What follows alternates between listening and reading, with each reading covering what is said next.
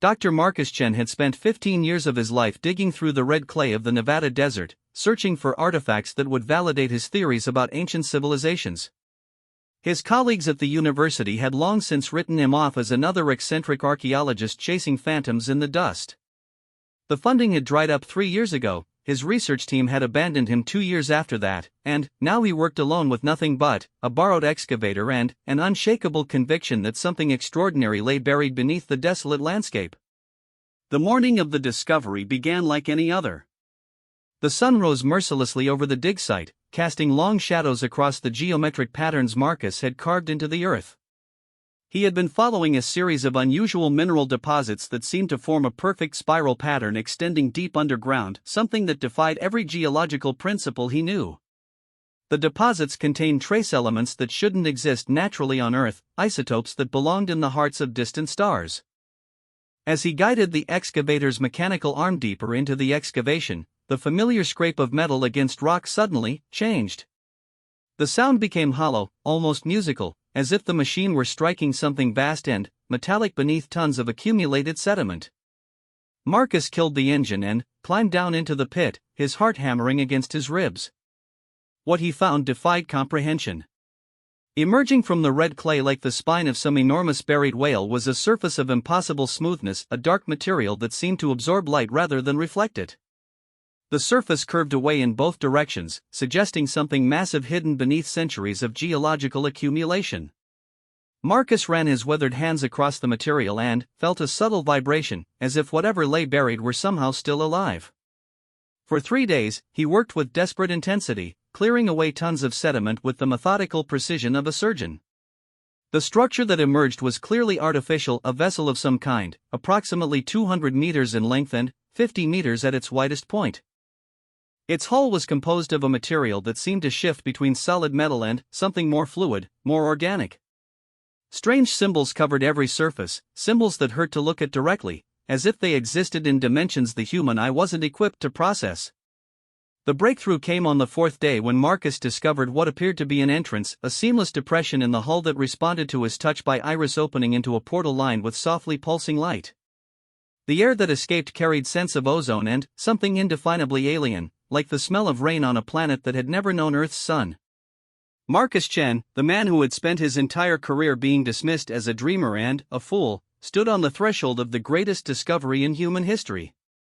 But, as he prepared to enter the vessel, he could not have imagined how completely it would transform not just his understanding of the universe, but his understanding of himself. The interior of the ship defied the laws of physics as Marcus understood them. Corridors stretched beyond what the external dimension should have allowed, lit by a bioluminescent glow that seemed to emanate from the walls themselves. The air was breathable, though it carried that same alien scent, sweet and metallic, like copper dissolved in honey. Every surface was covered in the same reality-bending symbols, but, as Marcus moved deeper into the vessel, something extraordinary began to happen. He began to understand them. Not through any process of intellectual analysis, but through a direct download of meaning that bypassed his conscious mind entirely. The symbols were not merely writing, they were multidimensional constructs that conveyed not just information, but emotion, sensory experience, and concepts that had no equivalent in human language. They told the story of the ship's creators, a civilization that had achieved mastery over the fundamental forces of reality itself. The vessel was not a ship in any conventional sense, but a repository, a library containing the collected knowledge and experience of a species that had transcended the physical universe millions of years ago. They had left these repositories scattered across the galaxy for younger races to discover when they were ready to take the next step in their evolution. But readiness, Marcus learned as he delved deeper into the ship's knowledge matrices, was not a matter of technological advancement. It was a matter of individual transformation, the willingness to abandon the weak, limited version of oneself and embrace something greater. In the ship's central chamber, Marcus discovered what the aliens called the Crucible, a crystalline structure that hummed with energies that made his bones ache and his vision blur. Through the knowledge flowing into his mind, he understood its purpose. The Crucible was designed to break down the barriers between what a being was and what it could become. But the process was not guaranteed. Many who entered the Crucible emerged unchanged. Some didn't emerge at all. The key, according to the alien knowledge now flooding his consciousness, was the complete destruction of the weak self, the version of oneself defined by fear, limitation, and the desperate need for external validation. Only by utterly annihilating that false identity could a being access the infinite potential that lay dormant within every conscious mind. Marcus stood before the crucible and saw himself reflected in its crystalline facets, not his physical form, but his true self. He saw the frightened child who had chosen archaeology because it allowed him to hide from the world in holes in the ground. He saw the desperate academic who had spent his career trying to prove himself worthy of respect he could never give himself. He saw the broken man who had allowed rejection and mockery to convince him that he was fundamentally flawed. And, in that moment of perfect clarity, he made a choice that would echo across the cosmos. Part 2. The transformation. The crucible's activation required no complex procedures or technological interfaces, only the sincere intention to undergo transformation. As Marcus placed his hands on the crystalline surface, the chamber filled with a light that existed beyond the visible spectrum, a luminescence that seemed to shine through the spaces between atoms. The first phase of the process felt like dying. Every memory, every belief, every aspect of identity that Marcus had accumulated over 43 years of existence began to dissolve. He experienced his birth, his first words, his first heartbreak, his greatest triumphs and most devastating failures, not as a sequence of events, but as a single, overwhelming gestalt of experience that compressed into a point of infinite density before exploding outward into pure possibility. The weak self fought desperately to maintain its existence. It whispered seductive lies about the dangers of change, about the safety of remaining small and limited and known. It conjured phantom pains and imaginary terrors, promising that transformation meant death rather than rebirth. But Marcus had spent too many years in the desert, had endured too much rejection and ridicule, had come too far to be deterred by the death throes of his own limitations. He let the weak self burn. In the space left behind, something new began to emerge, not a replacement for what had been destroyed, but a revelation of what had always existed beneath the layers of conditioning and fear. Marcus felt his consciousness expanding beyond the boundaries of his physical form, touching systems of knowledge and capability that had been dormant throughout his entire life. He could perceive the fundamental structures underlying reality itself, the quantum foam from which matter emerged, the dimensional membranes that separated parallel universes, the vast web of consciousness that connected every thinking being across space and time. More importantly, he could manipulate these structures through focused intention, reshaping reality at the most basic level through sheer force of will. But the greatest transformation was not in his new abilities, it was in his relationship to himself. The desperate need for external validation had been replaced by an unshakable inner knowing. The fear of failure had dissolved in the recognition that failure was simply another word for learning. The sense of limitation had been replaced by an understanding that the only true boundaries were those he chose to accept. When the process completed and Marcus stepped out of the crucible, he was still recognizably himself, but he was himself perfected, unlimited, free. The ship's knowledge banks, which had seemed impossibly vast and complex, now felt as familiar and accessible as his own memories. He understood not just the technical specifications of technologies that could reshape worlds, but the wisdom necessary to use them responsibly. The alien civilization that had created the ship had faced the same choice that now confronted humanity, the choice between remaining safe and small, or embracing the terrifying responsibility of unlimited potential.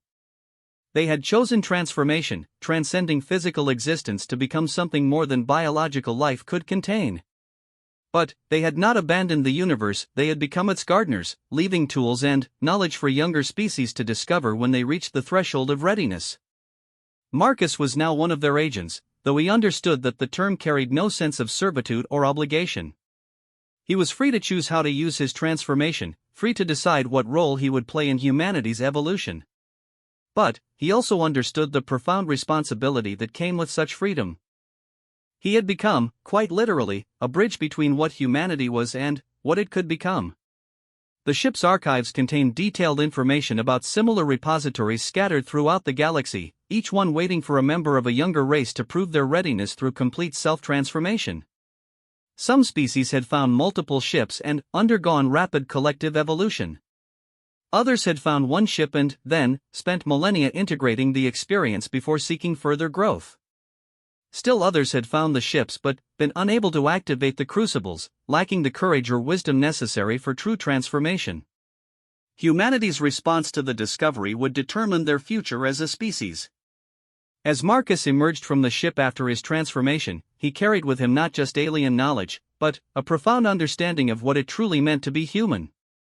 The weak self that had spent decades fearing rejection and seeking approval had been replaced by something that recognized its connection to every other conscious being in the universe. He had not become less human, he had become more human than he had ever imagined possible. The question now was what to do with that transformation. Part 3, the revelation. The choice of how to reveal his discovery to the world required careful consideration.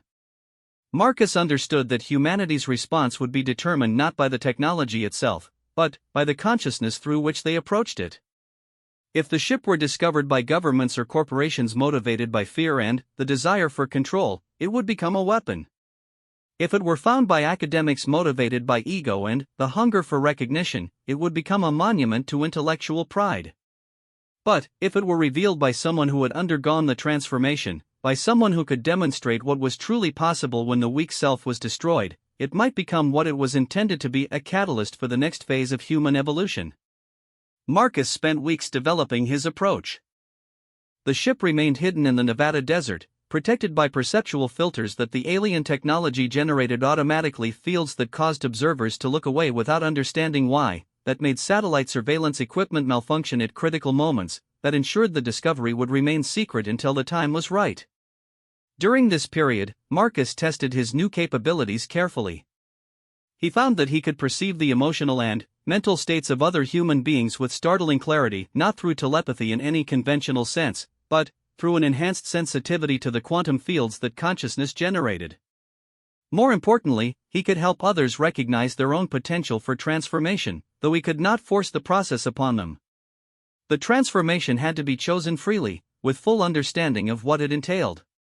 His first test came when he encountered Dr. Sarah Winters, his former colleague and the woman who had been most vocal in her criticism of his research.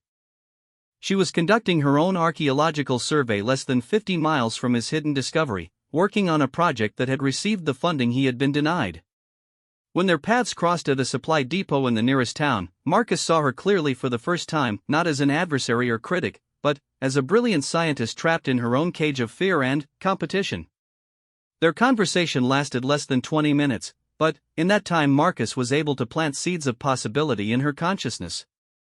He spoke not of the ship or his transformation, but of the deeper questions that had always driven her research, the mystery of human potential, the possibility that consciousness was more than a byproduct of neural activity, the tantalizing hints in ancient texts that previous civilizations had achieved capabilities that mainstream science dismissed as impossible.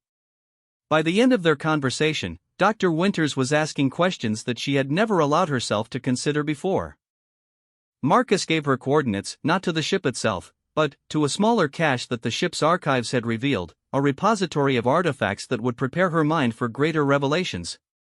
This became his method, identifying individuals who possessed both the intellectual capacity and the emotional readiness for transformation, then guiding them through a carefully orchestrated process of discovery. Each person he contacted became a node in a growing network of consciousness, a web of awakened minds that could serve as anchors for humanity's collective evolution. Dr. Winters found the artifact cache and spent 3 months analyzing objects that challenged every assumption she held about the nature of reality. When she was ready, Marcus revealed the ship itself. Her transformation in the crucible was different from his, where Marcus had needed to destroy decades of accumulated fear and self-doubt. Sarah needed to release her attachment to being right, her need to maintain control over her environment through intellectual mastery. She emerged from the process with an understanding that true knowledge came not from the accumulation of facts, but from the direct experience of the underlying unity that connected all phenomena. Her particular gift after transformation was the ability to translate alien concepts into forms that human minds could grasp. She became, in effect, the bridge between the ship's knowledge and human understanding. Together, Marcus and Sarah began expanding their network more systematically. They identified individuals across multiple disciplines, physicists struggling with the implications of quantum mechanics, philosophers grappling with the nature of consciousness, artists whose work touched on themes of transformation and transcendence, spiritual teachers who had glimpsed the unity underlying apparent separation. Each recruitment was a delicate process requiring months of careful preparation. The potential candidate had to be guided to a state of readiness where they could freely choose transformation without being coerced or manipulated. Many who were approached initially declined. The prospect of complete ego death was terrifying to minds that identified themselves with their limitations.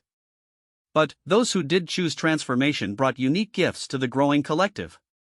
Dr. Ahmed Hassan, a physicist from Cairo, emerged from the crucible with an intuitive understanding of multidimensional mathematics that allowed him to design technologies that seemed to violate the laws of physics.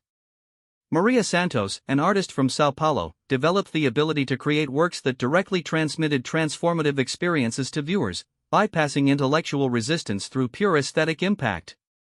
Dr. James Runningbear, a psychologist and tribal elder from Montana, became a master of guiding others through the psychological aspects of transformation. By the end of the first year, Marcus had assembled a group of 37 transformed individuals, each one a specialist in some aspect of the vast knowledge contained within the ship. They called themselves the Threshold Guardians, not because they controlled access to transformation, but because they served as living examples of what lay beyond the threshold of human limitation. The time had come to reveal their discovery to the world. The revelation was orchestrated as a coordinated global event. On the same day, the Threshold Guardians appeared simultaneously at major universities, research institutions, and cultural centers around the world. They came not as conquerors or saviors, but as teachers and guides, offering humanity a choice. The ship in Nevada was revealed through a carefully managed process that allowed teams of scientists and journalists to verify its existence and alien origin. But, more importantly, the transformed humans demonstrated capabilities that could not be explained by conventional understanding of human potential. They showed that consciousness was not limited by the physical brain, that matter could be manipulated through focused intention, that the barriers between individuals were ultimately illusory. The global response was exactly what Marcus had expected: a mixture of wonder, terror, denial, and desperate attempts to weaponize or control the discovery. Governments demanded access to the alien technology. Corporations sought to patent and monetize the new capabilities. Religious leaders debated whether the transformation represented divine grace or demonic corruption. But the Threshold Guardians had prepared for this response. The ship's systems could not be activated by anyone who had not undergone transformation. The alien technology required a specific state of consciousness to function. And the transformation itself could not be forced, replicated, or synthesized. It required the individual's free choice to completely destroy their attachment to limitation. Over the months that followed, the existence of the ship and the reality of human transformation became accepted facts. Some nations tried to capture and study the Threshold Guardians, but found them impossible to hold. Transformed consciousness could perceive and manipulate quantum possibilities in ways that made physical constraints irrelevant. More importantly, the example of transformation began to spread through the global culture. Videos of transformed humans demonstrating impossible abilities circulated worldwide, but the most powerful transmissions were not of exotic technologies or supernatural powers. They were simple conversations in which transformed individuals spoke about the experience of living without fear, without the desperate need for external validation, without the crushing weight of limitation. Young people especially began seeking out the Threshold Guardians, drawn by the possibility of becoming more than their conditioning had taught them was possible. The transformation could not be mass-produced, but it could be freely chosen by anyone willing to pay the price of destroying their weak self. As the second year of revelation drew to a close, Marcus stood once again in the ship's central chamber, surrounded by the crystalline matrices that held the accumulated wisdom of a civilization that had transcended physical existence millions of years before Earth's sun was born. But now he was not alone. Dozens of transformed humans worked throughout the vessel, learning to understand and integrate technologies that could reshape the fabric of reality itself. Humanity stood at a crossroads. They could choose to remain as they were, brilliant but limited, capable but constrained by their own fears and assumptions. Or they could choose transformation, abandoning the safety of known limitations for the terrifying responsibility of unlimited potential. The choice, as it always had been, was individual.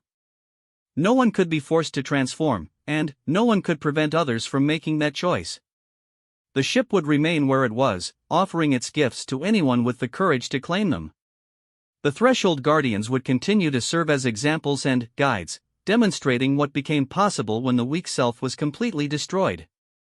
But the ultimate decision belonged to each human being to remain safe and small, or to discover what they had always been beneath their layers of conditioning and fear. Marcus Chen, the man who had once spent his life hiding in holes in the ground, now stood as living proof that the only true limitations were those one chose to accept. The universe was vast and strange and full of wonders beyond imagination, but the greatest miracle was not in the alien ship or its impossible technologies. The greatest miracle was in the recognition that every human being carried within themselves the seeds of infinite possibility, seeds that could only grow when the weak self died and something limitless was born in its place. The discovery of the ship had shocked everyone, but the real revelation was simpler and more profound. The man who destroys his weak self can never be destroyed by others, because he has become something that transcends destruction itself, a conscious agent of infinite possibility in a universe that was always waiting for someone brave enough to claim their birthright of unlimited potential. The transformation continues, spreading one individual choice at a time, as humanity slowly awakens to what it has always been beneath its dreams of limitation. The ship waits in the desert, patient as the stars themselves, offering its gifts to any who are ready to pay the only price that has ever mattered, the complete and joyful destruction of everything they thought they were, in service of everything they truly are.